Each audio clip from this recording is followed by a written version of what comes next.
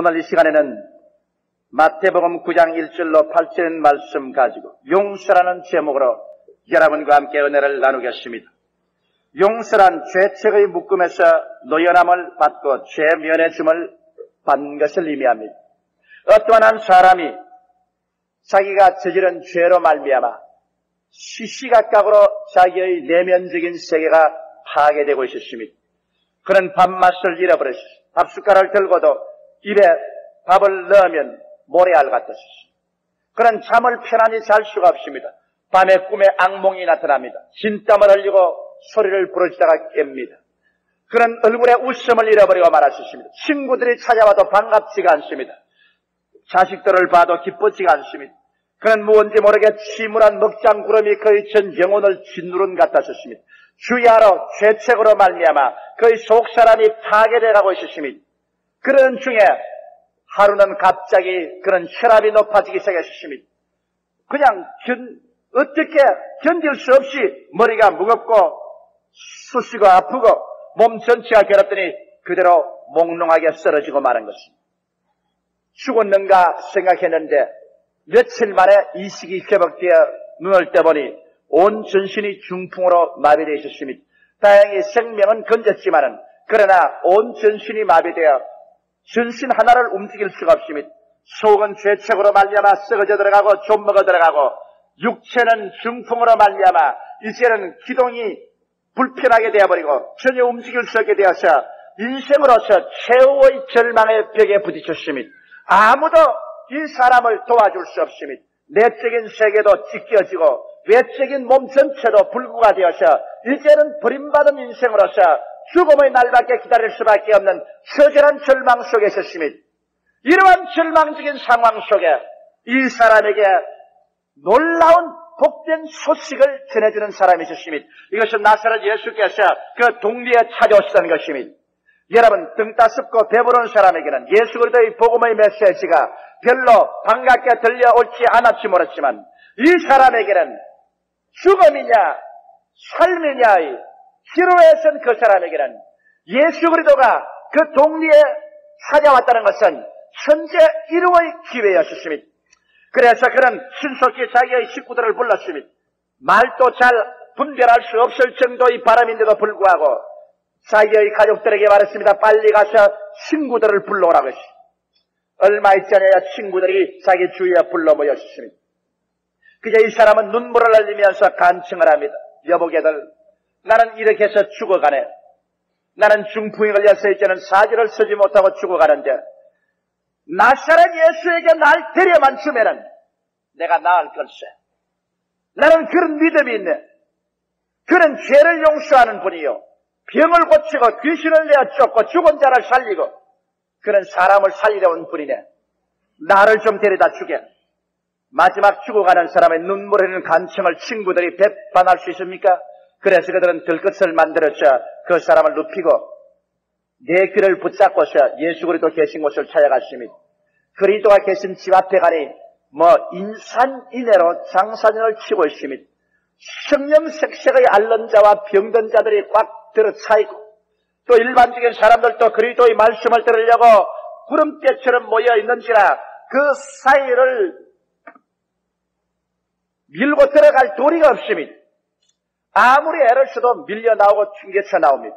그래서 어찌할 도리가 없어 비상수단을 쓰지 않으면 안 되겠다고 생각했습니다. 이래서 내 친구는 소닥다리를 놓고서 평평한 지붕 위에 이 환자를 갖다 얹었습니다. 그러고 난 다음 뇌를 가지고 와서 지붕을 뚫기 시작했습니다. 갑자기 지붕이 무너지는 요란스런 소리가 나고 먼지와 티끌이 비와 같이 방 안에 앉은 사람 위에 쏟아집니다. 집주인은 놀라서 눈이 휘둥그레서 고래고래 고함을 쳤지만은 이 지붕을 뚫는 사람들은 거기에 아랑곳 없이 계속 지붕을 뚫습니다. 사람들마다 모두 다 티끌을 피해서 몸을 제낍니다. 얼마 있지 않다가 큰 덩어리가 떨어지면서 구멍이 뚫어지습니다. 그러자 지붕 위에 네 사람이 얼굴을 시뻘겋게 해서 밑을 내려다보고 내 귀에 밧줄을 묶어서 이 중풍병 환자를 예수님 발 앞에 내려놓습니다. 죽느냐 사느냐의 결단인 것입니다. 이 사생 결단을 하고 주님께 찾아오는 사람은 어떠한 사람도 막을 수가 없는 것입니다. 그래서 이 사람이 예수님의 발 앞에 놓여지자마자 예수님께서는 그 사람을 쳐다보았습니다. 그리스도인은 불꽃같이 그 사람의 중심을 깨뜨려보고 이 사람은 죄책으로 말미암아 죄의 양심의 가책으로 말미암아 서서히 당시의 존재가 좀먹어 들어가고 있는 것을 알았었습니다. 예수님은 사람들을 한번 돌려다보시고 난 다음 장엄한 음성으로 말하십니다. 이 사람아, 소자야, 내가 너희 죄를 용서해 준다. 내 죄 사함을 받았느니라.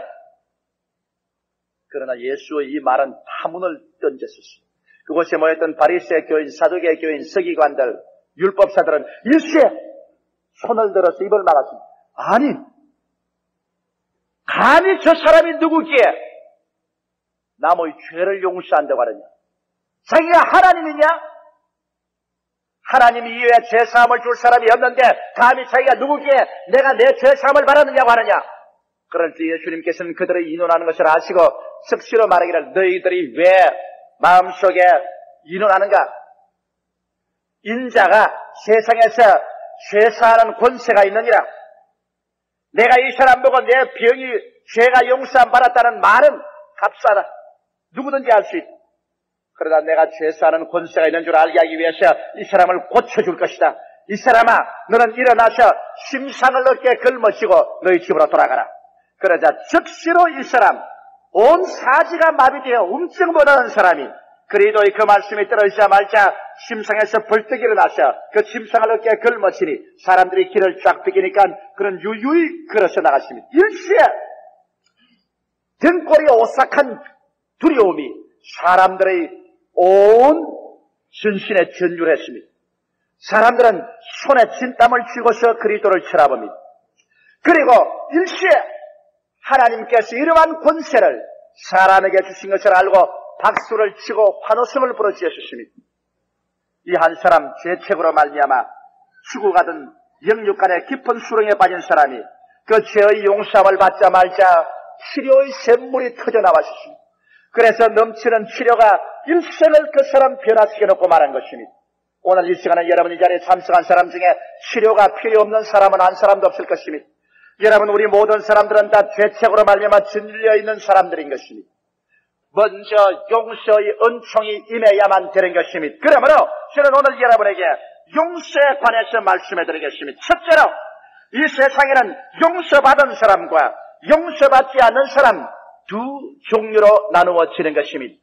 예수님께서 한 번은 성전뜰에서 이른 새벽에 복음을 전하고 있었습니다. 그리스도의 입에서 나오는 말씀이 얼마나 은혜롭고 능력이 있으신지 사람들마다 직장에 가다가 그만 예수의 말씀에 도취되어 오고 가는 길을 잊어버리고 점점 군중 수는 많아졌습니다. 그래서 성전뜰에 가득하게 그리스도의 말씀을 듣고 있습니다. 그러자 갑자기 저 바깥에서 요란스러운 사람들의 발걸음 소리가 나고 여자의 비명 울부짖는 소리가 들렸었습니다.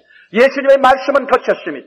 사람들은 일제히 뒤를 돌아봤습니다. 여기에 바리새 교인, 사두개 교인, 율법사들이 그들이 손에 몽둥이를 들고 돌멩이를 들고 한 여자를 끌고 옵니다. 머리채를 휘어잡고서 그들은 발길로 차고 침을 빼앗고 몽둥이로 치면서 끌고 옵니다. 여자는 온 전신이 상처투성이 및 피투성이가 되었습니다. 그들은 개처럼 끌고 와서 예수님 발 앞에 그 여자를 내어 던졌습니다. 예수님 발 앞에 던지움을 말한 여자는 그리스도의 발 앞에 짐승처럼 웅크리고 앉아서 얼굴을 들지 못하고 흐느껴 울고 있습니다. 사람들은 예수 그리스도를 보고 말하셨습니다. 선생이여, 이 여자는 가늠하다가 현장에서 잡혔습니다. 모세의 율법에는 이런 여자는 돌로 쳐서 죽이라고 했는데 당신은 무엇이라고 말합니까? 여러분, 이 사람들은 분명히 예수님을 시험하러 온 것입니다. 왜? 그들이 정말 현장에서 그 여자를 잡았다면 왜 남자는 잡아서 안 끌고 옵니까? 남자는 보내버리고 왜 억울한 여자만 끌고 옵니까? 또 만일 모세의 율법을 그들에게 착실하게 지킨다면 현장에서 돌로 쳐 죽이지 무엇 때문에 예수께로 끌고 왔습니다. 예수님은 그들이 그리스도를 시험하는 줄 알았었습니다. 그래서 예수님은 그 말을 듣자마자 허리를 굽혀서 손가락으로 글을 쓰기 시작했습니다. 예수님이 무엇을 썼다는 말은 성경에 기록하지 않았지만 우리가 능히 추측하고도 남음이 있습니다. 예수님은 10계명을 그 자리에 적고 그 다음에는 하나하나 그들이 지은 죄악을 주님께서 손가락으로 적기 시작했을 것입니다. 그들은 계속해서 말했습니다. 선생이여, 이 여자를 당신은 어찌하라고 말합니까? 예수께서 한참 만에 허리를 펴셨습니다. 그리고 그리스도는 불타는 눈으로 거기에 나이 많은 사람부터 젊은 사람까지의 얼굴을 꿰뚫어 보시고 난 다음에 무거운 입을 열어 장엄한 선포를 하십니다. 너희 중에 죄 없는 사람이 먼저 돌로 들고 이 여자를 쳐라! 청청병력 같은 소리였어요.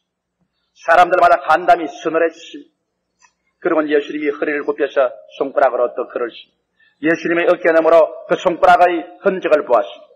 그들이 감추은 죄악이 백일천하에 드러납니다. 그들의 간음한 죄, 음란한 죄, 방탕한 죄, 하나님을 속인 죄들이 낱낱이 드러납니다. 율법으로서 이 여자를 심판하려 오려고 한 사람들이 동일한 율법으로 자기들이 모두 다 심판받고 있습니다. 자기들이 돌로서 이 여자를 치려왔는데 오히려 자기들에게 돌이 날라올 것을 두려워하게 되었습니다. 그래서 예수님께서 보지 않은 사이에 나이 많은 사람부터 나이 적은 사람까지 모두 다 슬며시 몽둥이와 돌멩이를 놓아두고 뒷길로 도망을 쳐버리고 말한 것입니다. 왜 도망을 쳤습니까, 여러분? 율법으로서 사람을 심판하려고 하는 사람은 똑같은 그 율법으로 자기가 심판을 받을 것입니다. 이러므로 자기들이 율법으로서 여자를 심판하시나 다시 그 율법으로 예수께서 그들을 심판할 때 그들은 예수 앞에 설 수가 없었습니다. 그러므로 그들은 다 도망치고 오직 죄인 여자만 남았었습니다. 예수께서 한참 만에 고개를 들어서 죄인 여자에게 말했습니다. 여자여, 너희를 정죄하는 사람이 있느냐? 여자는 소스라쳐 놀라서 고개를 들어 주위를 살펴보았었습니다. 오직 어지러워진 것은 몽둥이와 돌멩이뿐 사람은 하나도 없습니다. 주여, 나를 정죄하는 자가 아무도 없습니다. 그때 예수께서 나도 너를 용서하고 너를 정죄하지 아니한다. 너는 돌아가서 다시 죄를 짓지 말라. 아마 예수 이 말씀을 들은 이 여자가 그냥 가만히 있겠습니까? 그는 그냥 꾀꾸려서 예수님의 발을 아마 끼어 안았을 것입니다. 그리고 통곡을 하고 그러십니다. 주님 고맙습니다. 나의 생명을 구원해 주신 예수님 감사합니다. 나를 용서해 주신 주님 감사합니다. 여기에 오직 하늘과 땅 사이에 용서해 주신 예수 그리스도와 용서받은 죄인 여자 이 두 사람만 남았고 그 위에 태양의 밝은 빛이 비쳤습니다. 여러분, 이것은 중대한 것을 하나 보여주고 있지 않습니까? 용서받지 못한 사람들은 다 도망을 쳐버리고 오직 용서받은 죄인만이 예수님의 발 앞에 남아있어서 흐느껴 울며 놀라운 치료의 셈이 그의 생애 속에 터져나와서 그는 변화를 받고 있더라는 것입니다. 오늘날도 여러분, 이 세상에는 용서받은 사람과 용서받지 못한 사람 두 종류의 사람밖에 없습니다. 우리가 죄인한 사람이 누가 있습니까? 성경은 말씀하시기를 모든 사람이 죄를 범하였으니 하나님의 영광에 이르지 못한다고 말했습니다. 죄를 짓지 않은 의인은 한 사람도 없다고 말했습니다. 여러분, 오늘 이 시간에 돌을 들어서 이웃 사람의 죄를 칠 수 있을 만큼 의로운 사람이 우리 가운데 과연 몇이나 있겠습니까? 스스로 의롭다고 하고 남을 정죄하고 심판하는 사람은 심판의 날에 하나님 앞에 서지 못할 것입니다. 율법으로 남을 심판하는 사람은 동일한 그 율법이 나를 심판할 때 나는 율법 앞에 서지 못하고 도망쳐야 할 것입니다. 오늘날 사람은 여러분, 하나님이 우리를 지옥에 보낸 줄 알지만은 하나님은 아무 사람도 지옥에 보내지 않습니다. 용서받지 못한 사람이 하나님의 율법 앞에서 견딜 수가 없어서 스스로 자기가 하나님 없는 곳으로 피해서 달아가는 것이 지옥인 것입니다. 누가 예수님 앞에 설 수 있고 누가 하나님 앞에 설 수 있습니까? 용서받은 죄인들이 있을 수가 있는 것입니다.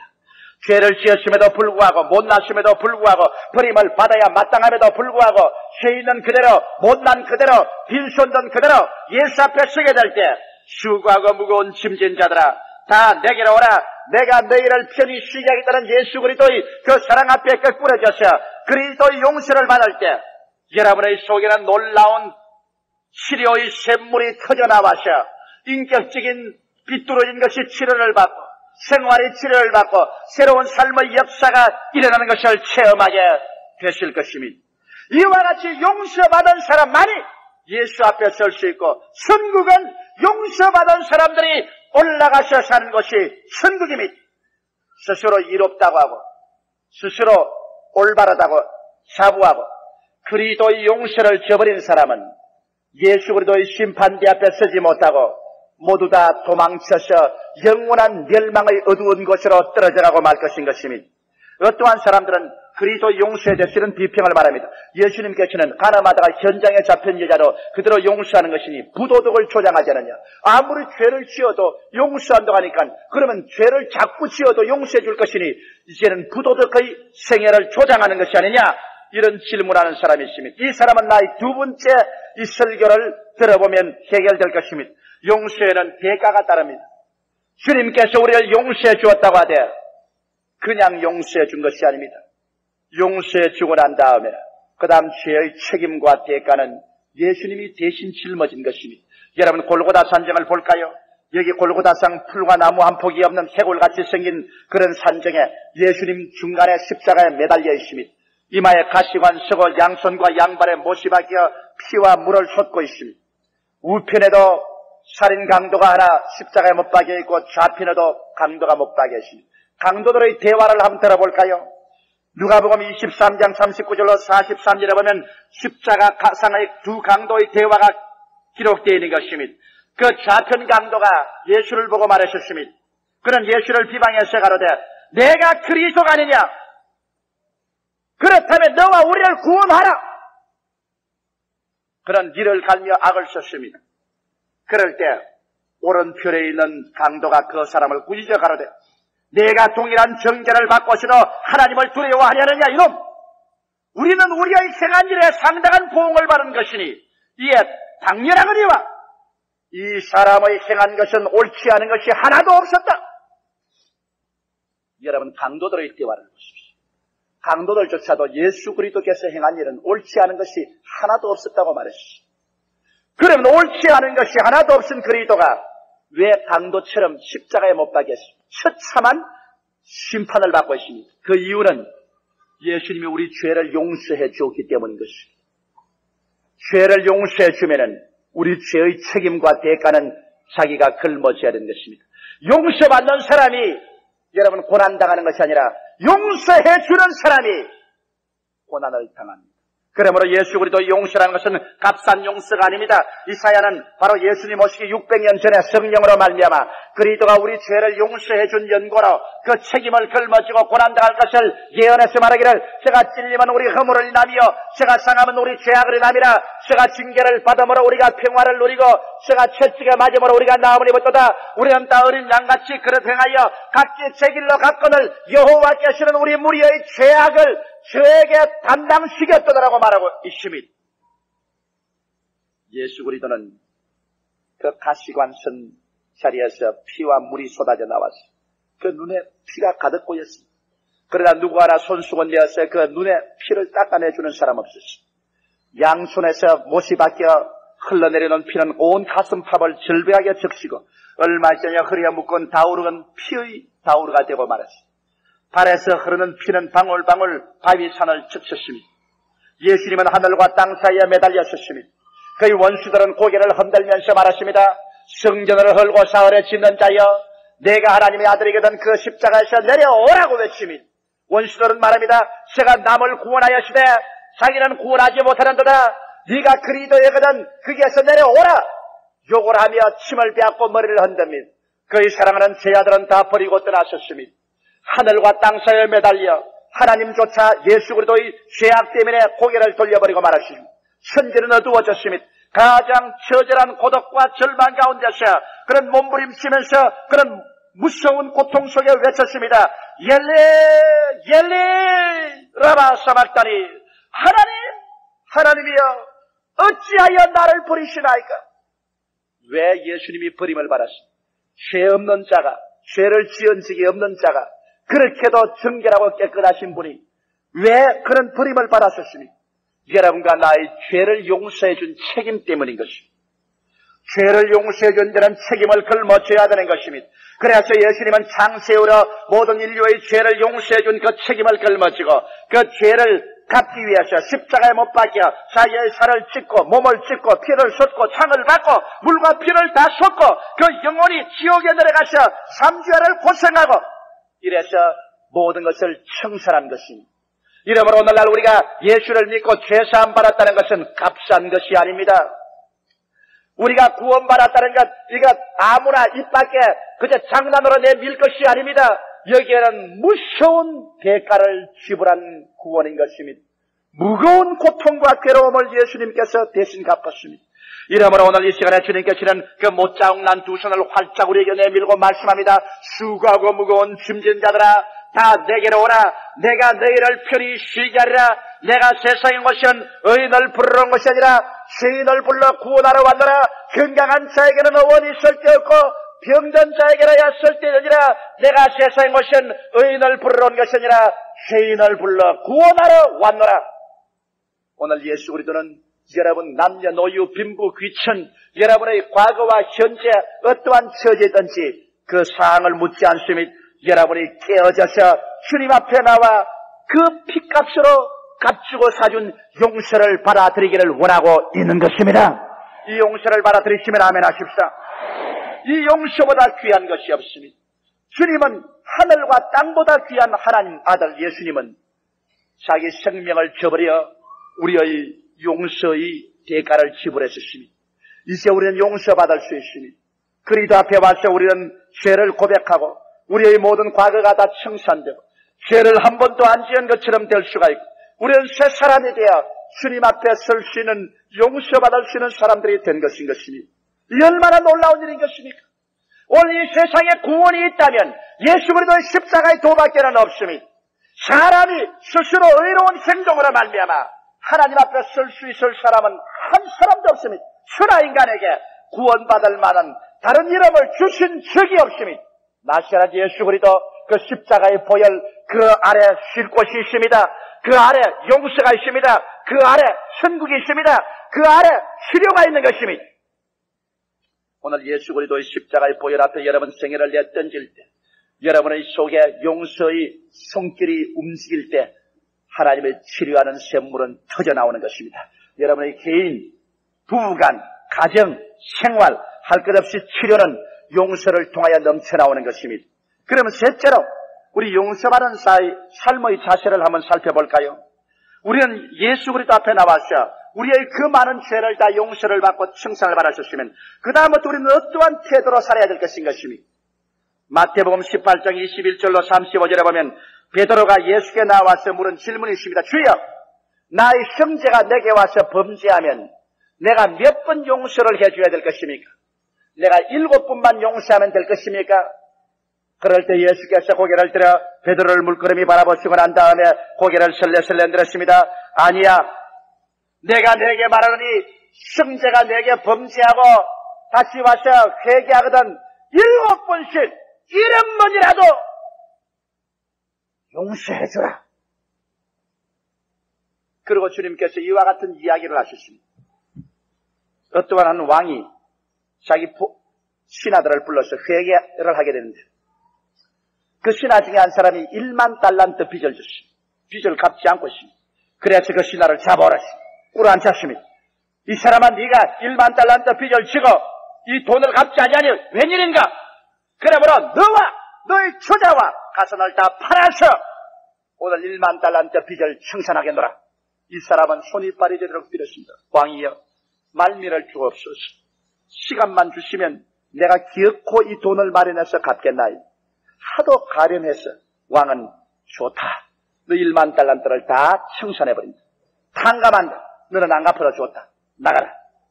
이 사람이 1만 달란트 빚을 다 탕감받고 난 다음에 얼씨구나 좋다 절씨구나 좋다 춤을 추면서 뛰어나간 마침 자기에게 빚진 100데나리온 빚진 사람 한 사람이 지나가면 어이 여보게 여기 좀 오게. 빚진 죄인이라니 고개를 들지 못하고 움츠라며 여기 와. 멱살을 잡았어. 야 이놈아, 너 나에게 100데나리온 빚진 것 언제 갚겠나? 시간을 주십시오. 말린 잔소리 말아라.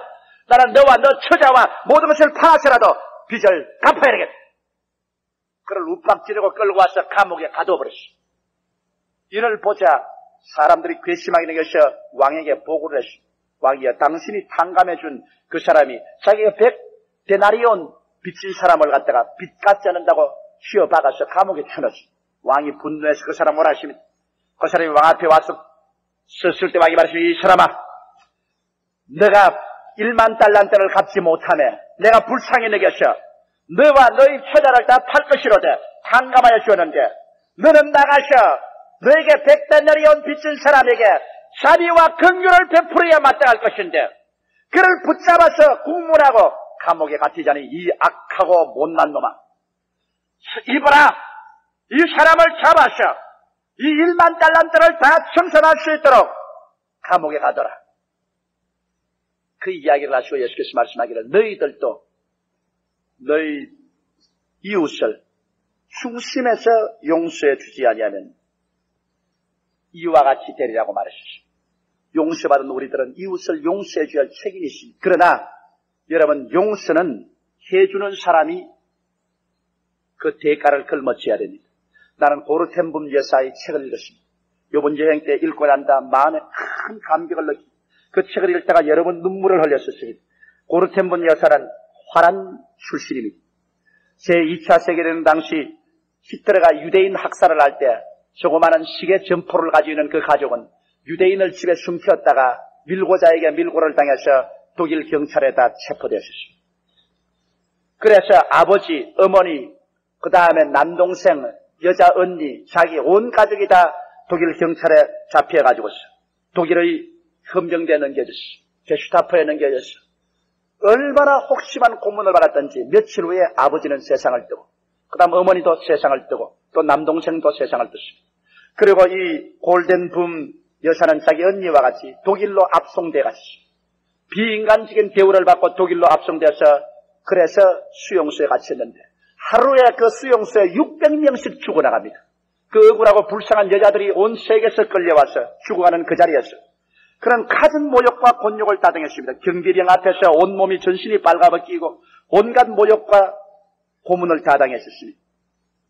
그러면서도 그는 하나님께 기도하고 숨겨 들어간 성경을 가지고서 성경을 공부하고 소망갖기를 계속했었습니다.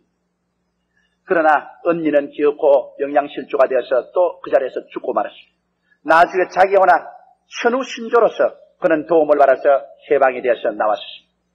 나오고 난 다음 그가 고르덴붐 여사가 늘 기도하는 것이 뭐냐면 하나님, 주님께서 원하시면 나는 땅끝까지 어느 나라에도 가겠습니다만 독일만은 보내지 말아주십시오. 나는 독일 쪽을 바라보기도 싫고 독일만 들으면 몸서리가 칩니다. 내 부모, 형제들이 그 사람 손에 다 잔악하게 학살을 당했습니다.